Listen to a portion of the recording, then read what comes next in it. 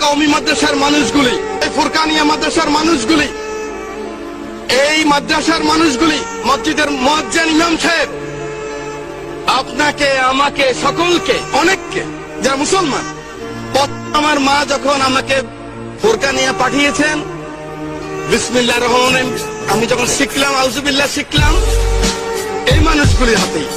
এই মানুষগুলি আমাকে শিখেছেন মৃত্যুর পর মান রব্বুকা মান হাযা, মান রব্বুকা মান দীনুকা মান হাযাল্লাযী ফিয়ে।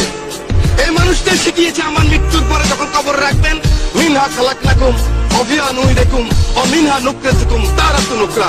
আল্লাহ এই মাটি থেকে তিনি এসেছেন, এই মাটিতে আবার তাকে রেখে গেলাম।